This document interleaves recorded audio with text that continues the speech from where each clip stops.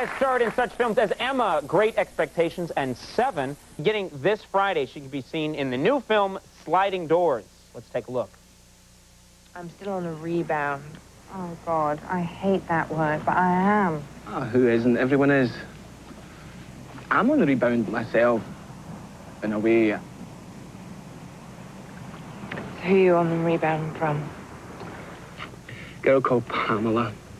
My whole life pivots around Pam and I breaking up. When was that? 1973, we were 8. Please welcome Gwyneth Paltrow.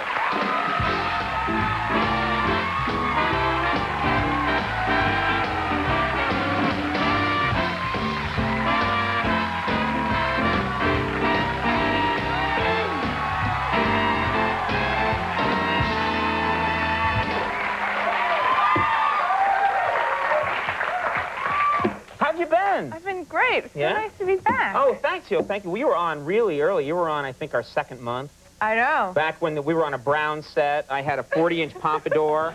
I talked like this, and I talked real fast. And people got... Had my French accent. What happened to that, Frenchie? I lost it. It went away. I saw your... They gave me a copy of your film, Oh, so I good. watched it the night before last. I really enjoyed the movie. Oh, good. Yeah, it's I don't want to give anything away. I've never seen a movie quite like it. Yeah. It's once you see it, I mean, it's easy to follow, and it's great. But, you know, some people sort of don't understand the concept, which is not rare in America. But the thing is, what happens... You mean just for people not to understand things? Right. Yeah. I happen to love this country, young lady.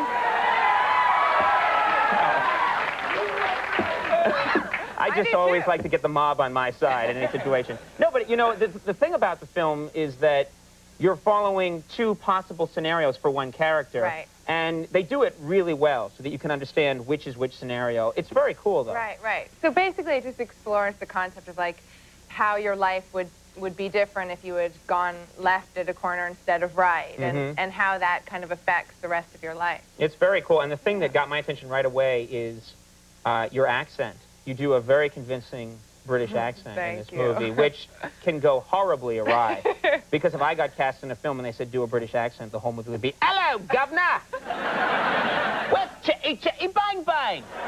You know, and it would just be a freak show. It would be... That's not that bad, actually. That's pretty bad. Because I'd be dressed as a chimney sweep the whole time and going, "Hello! I'm the awful dodger, I am. It'd just be like a big mess. But your accent, actually, did you ever fool anybody with this accent? Did you ever try it out in your private life? Well, sometimes I'm doing a movie in London again now, and sometimes I'll get into a cab and kind of give the address in an English accent because sometimes they'll take you on a very circuitous route.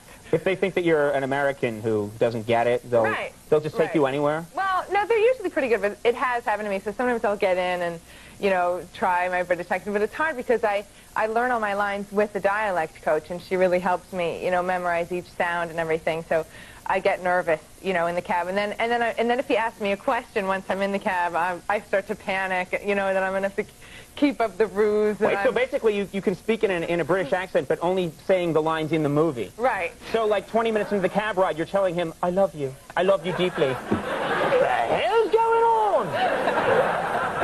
Exactly. I must have you. All right, then, we'll just pull over here. You know, that's kind of a problem with that scenario. How did the cabbie get the accent, too? Okay, knock it off. The cabbie is a chimney sweep named Dick Van Dyke. Did you ever think about doing a role where you get to have a Long Island accent? I think that would be a fun accent to do. That would be really fun. All my cousins talk like that anyway. They all talk like that. You should I'd love to do that. Well, you should do like a very classy Miramax British film that takes place in the 19th century where you talk like that, just to freak everybody out. Get all in period costume and hair and just walk around like, "Hi, what are you guys doing?" I think people would love that movie. That'd be good. Watch for that film. We're going to take a quick break. Okay. We'll have more with Gwyneth Paltrow, so come right back. We'll see you in a second.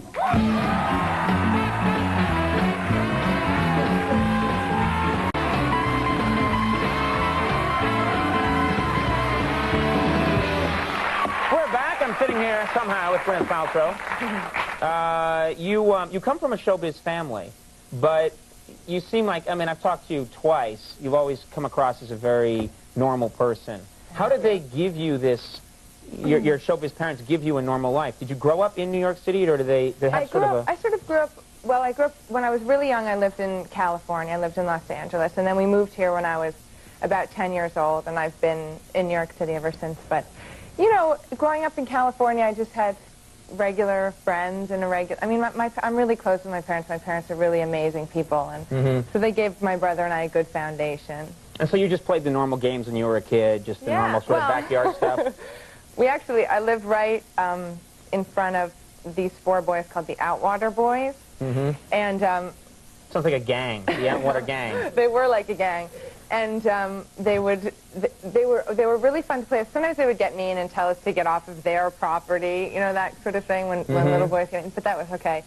But we used to do this game, we used to sort of do this tour called the Piccolonial Tour. I don't know why we called it that, I have no idea. Just kids make up weird names for things. Right, so we would tie like a red flyer wagon to a big wheel, and then one person would be the tour guide and kind of drive around the backyard, you know, and sort of like a mini Universal tour. Exactly, right. But our attractions were obviously a lot less interesting than you know, Jaws, and you know, we kind of had like Booger Man would pop out of the of the bushes. No, Booger Man is on the Universal tour.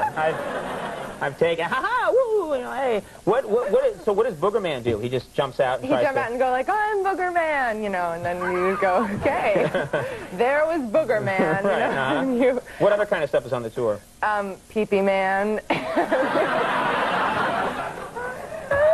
It was very juvenile. Yes, it was. Did you? I still think it's hilarious. Did you ever play normal games like tag or anything like that? We did, but we called it something very strange. Well, what would happen was there'd be sort of 2 kind of safes, and you'd have to run, there'd be one person who was it, and you'd have to run from one safe space to the other. But for some reason, unbeknownst to me to this day, we kind of sing, touch the wiener, like as we were waiting to cross.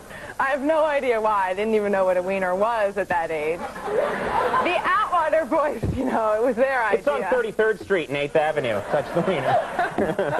We'll go by sometime. I'll show it to you. Yeah, but you do all those things when you're kids and you have no idea why. You have no idea what they mean, you know, and you have no idea why you're saying them. But now, there's a whole bunch of guys now. I know there's some weird, but there's a lot of guys now that would have crushes on you. Do you think back to when you were a kid and who you had a crush on? Yes.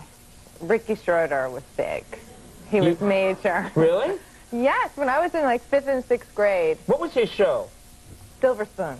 Okay. Remember that show? Did you ever watch that show? All the time.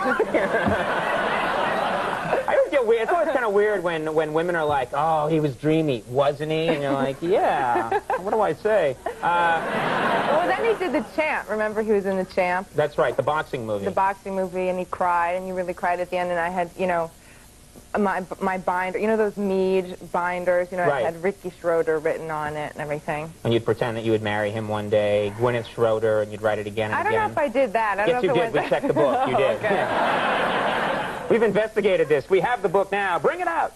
You know what's weird is you could now you could call him up if you wanted to. You could find Ricky Schroeder and call him up, and he'd be thrilled to talk to you on the phone and say, I have a crush on you. And no? I don't know. I think I heard he's married, Ricky Schroeder. I called up Colonel Klink from Hogan's Heroes. You don't want to know. Leave me alone, Conan. It's getting creepy. You got to check out Sliding Doors. It opens this Friday, April 24th, and it's a very cool film. Thanks. Great to have you back. Come on back sometime. I'm such a big fan. It's so nice to be here. Okay. Well, thank you for saying that. Thank you. I got a big wheel out back. Gwyneth Paltrow, everybody. Tom Snyder's coming up.